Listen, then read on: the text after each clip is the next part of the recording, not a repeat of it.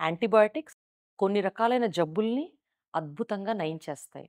పాలిచ్చే తల్లులకి antibiotics prescribe చేసినప్పుడు తీసుకోవచ్చో లేదో, వాడాలో లేదో, పిల్లలకేమన్నా ఎఫెక్ట్ అవుతుందేమోనన్న సంశయం కామన్‌గా చూస్తూ ఉంటాం.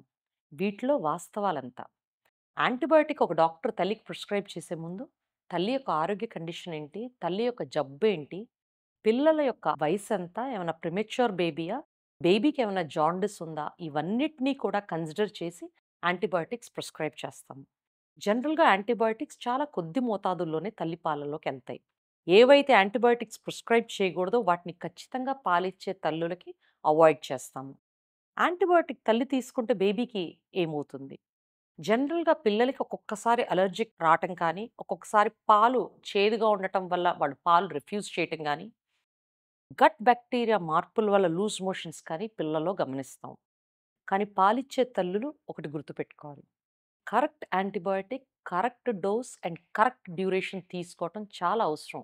ఆ జబ్బు నయం కావటానికి.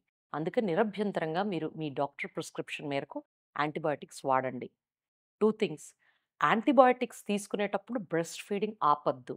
మీ డాక్టర్ చెప్తే తప్ప. ఎందుకంటే బ్రెస్ట్ ఫీడింగ్ యొక్క అడ్వాంటేజెసే ఎక్కువ బ్రెస్ట్ ఫీడింగ్ ఆపటం కంటే. అలాగే ఇచ్చిన కరెక్ట్ డోస్ తప్పకుండా పాటించండి. Thank you.